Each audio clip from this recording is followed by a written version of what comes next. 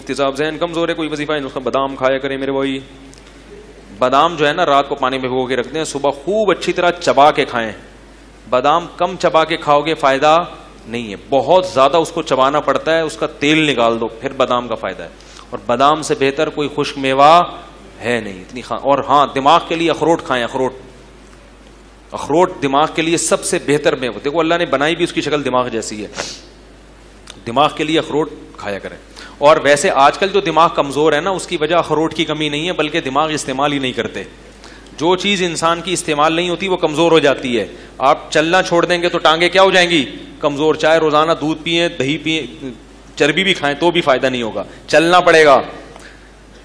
हाथों से वजन उठाना छोड़ दें तो हाथ क्या हो जाएंगे? कमजोर। चाहे कुछ भी खा लें। तो इसी तरह दिमाग से सोचेंगे नहीं, मुश्किल मुश्किल चीजें हल नहीं करेंगे तो दिमाग इंसान का सोने लगता है, वो काम करना बोलो भाई छोड़ देता है। तो दिमाग को भी कुछ मुफीद कामों में खपाएं, सोचें। कोई नई जबान सीखने से दिमाग यानी उसकी वर्जिश होती है, कुरान हिफ्ज करने से दिमाग की वर्जिश होती है। तो ऐसे मुफीद कामों में दिमाग को लगाएंगे तो दिमाग जागता रहेगा।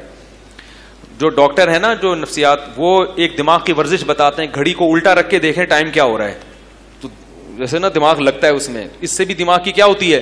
वर्जिश। मगर मैं ये वर्जिश लोगों को नहीं बताता, इसलिए कि इससे दिमाग की एक्सरसाइज होगी मगर हासिल कुछ नहीं होगा सिवाय एक्सरसाइज के। तो ऐसा काम कर लें जिससे एक्सरसाइज भी हो और कुछ कोई नई जबान सीख लें, इंग्लिश लैंग्वेज सीख लें, अरबी सीख लें या कुरान हिफ्ज कर लें, तो उसमें दिमाग लगेगा तो एक्सरसाइज भी होगी और डबल फायदा।